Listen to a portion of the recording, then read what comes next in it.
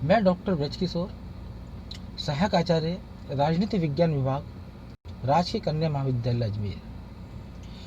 आज के अपने अध्यापन का विषय है भारतीय संविधान में मौलिक अधिकार। मौलिक अधिकार जब शब्द हमारे समक्ष आता है तो एक है कि स्वतंत्रता आंदोलन का दृश्य हमारे मन के अंदर प्रदर्शित हो जाता है। लंबे समय तक हमारा स्वतंत्रता आंदोलन चला। उस आंदोलन का एकमात्र उद्देश्य था कि भारतीयों को अधिकार प्रदान किए जाए, भारतीयों को वे शासन के अधिकार दिए जाए जिसके माध्यम से वे अपना शासन स्वयं कर सके। अगर हम अतीत की ओर जाके तो हम देखते हैं कि अधिकारों की जो मांग है प्रत्येक राज्य के अंदर वो यकायक नहीं हुई, अपितु उसके लिए बहुत संघर्ष करना पड़ा। सर्वप्रथम हम देखते हैं कि इंग्लैंड में जो 16वीं शताब्दी में गौरवपूर्ण क्रांति हुई, उस क्रांति का एकमात्र उद्देश्य था कि वहाँ के नागरिकों को अधिकार प्रदान किए जाए, सत्ता में भागीदारी दी जाए। तो हम देखते हैं कि बिना प्रतिनिधित्व के कारण नहीं किस के नारी पर इंग्लैंड के अंदर एक बहुत महत्वपूर्ण गौरवपूर्ण क्रांति हुई और उसका परिणाम ये हुआ कि वहाँ के सम्राट को जनता के समक्ष झुकना पड़ा।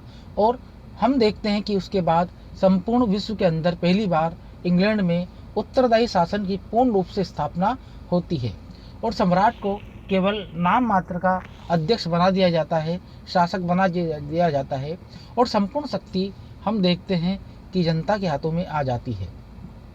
फिर हम बात करें 17वीं शताब्दी 18वीं शताब्दी में, तो 1789 में फ्रांस की जो राज्य क्रांति हुई, उस क्रांति का उद्देश्य स्वतंत्रता, समानता और भ्रातृत्व की स्थापना करना था। क्योंकि फ्रांस के जो निरंकुश शासक थे उन्होंने जनता पर इतने अधिक अत्याचार कर दिए कि उसका परिणाम ये हुआ कि जनता ने संगठित होकर शासक के खिलाफ क्रांति कर दी। और हम देखते हैं कि उस क्रांति का परिणाम ये हुआ कि 1789 क्रांति के बाद फ्रांस की संसद द्वारा उन्हें संवैधानिक स्वरूप प्रदान किया जाता है और नागरिकों को अधिकार प्रदान किए जाते हैं। फिर हम बात करें अमेरिकी क्रांति की, तो हम देखते हैं कि 1789 में जो अमेरिकी क्रांति हुई, उस क्रांति का एकमात्र उद्देश्य था कि अब सत्ता का जो अधिकार है जनता में को दिया जाए और विदेशी ताकतों को अमेरिकी देश से भगा दिया जाए। तो हम देखते हैं कि विश्व का सबसे पहला लिखित संविधान और सबसे छोटा संविधान 1789 में अस्तित्व में आता है।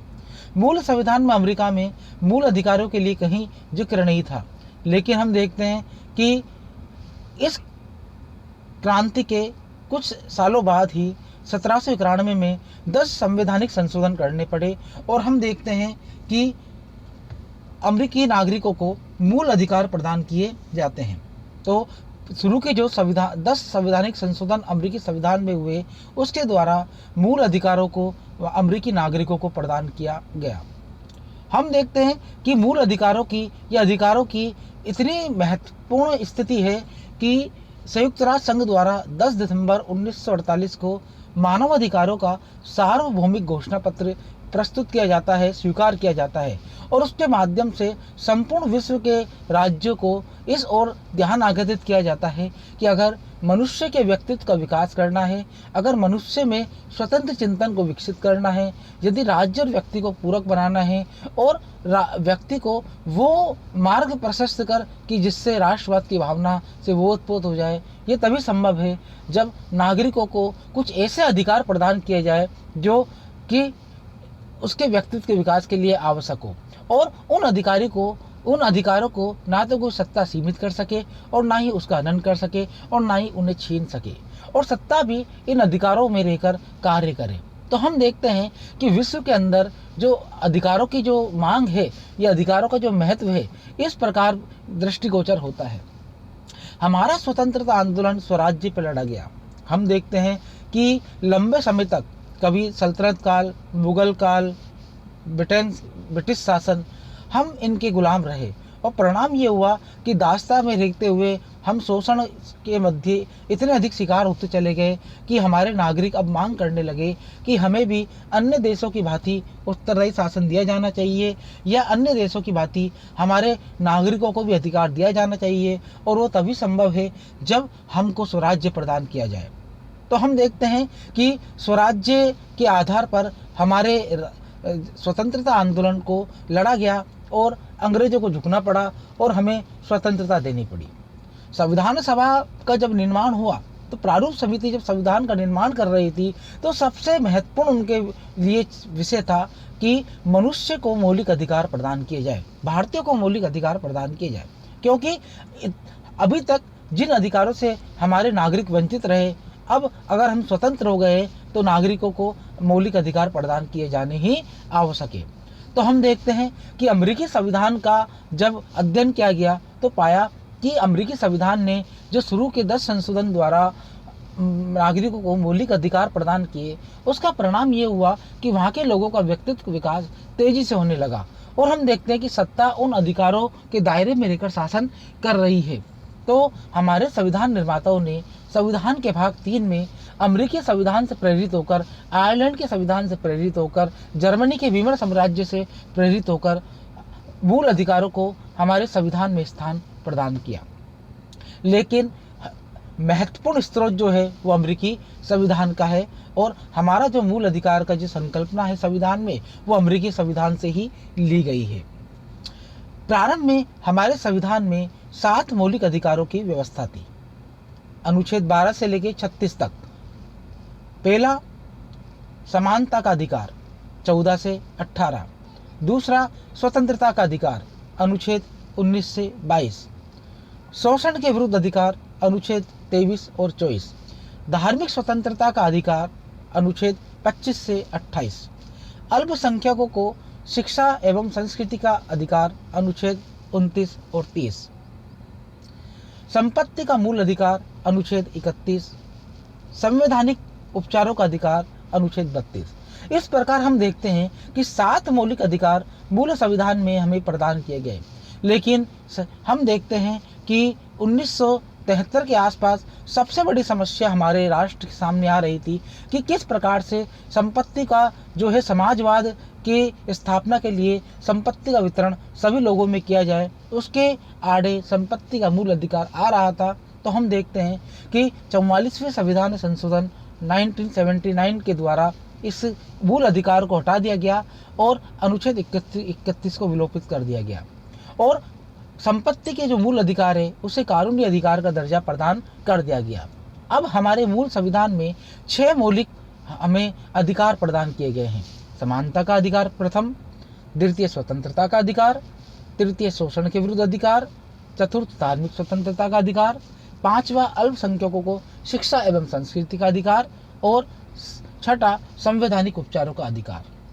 मूल अधिकार की अगर हम बात करते हैं तो मूल अधिकार होते क्या है, इसका अगर हम अर्थ की बात करें तो पहले हमें अधिकारों को समझना आवश्यक है कि अधिकार क्या है। व्यक्ति राज्य से अपनी सुविधाओं के लिए कुछ मांग करता है ताकि वो अपने जीवन को व्यवस्थित कर सके, अपनी जीवन पद्धति के माध्यम से अपने व्यक्तित्व का विकास कर सके और स्वतंत्र चिंतन को एक नवीन धारणा के रूप में स्थापित कर सके। तो हम देखते हैं कि अधिकार ये है और जब राज्य इन्हें कानूनी दर्जा प्रदान कर देता है तो अधिकार का स्वरूप ले लेते हैं। तो अधिकार राज्य के द्वारा, राज्य के विरुद्ध व्यक्ति द्वारा वह मांग जिसके माध्यम से व्यक्ति अपने व्यक्तित्व के विकास की मांग करता है और राज्य यदि उसे स्वीकार करके कानूनी दर्जा प्रदान कर देता है तो अधिकार कहलाते हैं। अधिकारों में बहुत से अधिकार सम्मिलित है, लेकिन इनमें सबसे महत्वपूर्ण अधिकार है मूल अधिकार। मूल अधिकार मनुष्य के वह अधिकार है जिनके बिना हम मनुष्य के जीवन की कल्पना नहीं कर सकते हैं।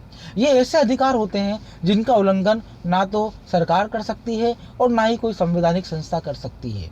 ये अधिकार वाद योग्य होते हैं और न्यायालय के द्वारा संरक्षण प्राप्त होते हैं और इन अधिकारों की रक्षा सर्वोच्च न्यायालय के द्वारा की जाती है। इन अधिकारों को मौलिक अधिकारों के नाम से जाना जाता है। इन अधिकारों के आधार पर ही हम देखते हैं कि किसी भी राष्ट्र या राज्य की संवैधानिक स्थिति का पता लगता है कि वहाँ के नागरिक कितने स्वतंत्र हैं और वहाँ के नागरिक सत्ता के प्रति कितनी भागीदारी निभाते हैं। तो प्रत्येक राष्ट्र और राज्य के द्वारा ये अधिकार प्रदान किए जाते हैं। भारतीय संविधान में भाग 3 में अनुच्छेद 12 से 36 के मध्य 6 मौलिक अधिकारों की वर्तमान में व्यवस्था की गई है। अगर हम भारतीय संविधान के मौलिक अधिकारों की बात करते हैं तो अगर हम इसकी विशेषताओं की बात करें तो हम देखते हैं कि पहला, ये विस्तृत अधिकार पत्र है। हमारे संविधान के भाग 3 में विस्तृत रूप में मौलिक अधिकारों के बारे में बताया गया है। लगभग अनुच्छेद 12 से लेके अनुच्छेद 35 तक इनके बारे में विस्तार से जिक्र किया गया है। तो हम देखते हैं कि एक बहुत बड़ा जो पार्ट है मौलिक अधिकारों के रूप में हमारे संविधान में समझाया गया है। दूसरी, अगर हम इसकी विशेषता की बात करें तो मूल अधिकार व्यवहारिकता पर आधारित है। कारण उसका यह है क्योंकि मूल अधिकारों का जो उद्देश्य है मनुष्य के या नागरिक के व्यवहार में परिवर्तन लाना है ताकि वो अपने व्यक्तित्व का विकास कर सके। इसलिए इन अधिकारों के द्वारा समाज में जो विसंगतियां हैं, समाज में विभेद हैं, उनको दूर करना है। चाहे वो जाति का हो, चाहे वो लिंग का हो, चाहे वो धर्म का हो, चाहे वो खान पान का हो, चाहे वो रीति रिवाज का हो, इन तरह के जो विभेद है, इन तरह की जो असमानता है, इनको दूर करना है ताकि हमारा समाज भ्रातृत्व की भावना से ओतप्रोत हो सके, भ्रातृत्व की भावना से प्रेरित हो सके।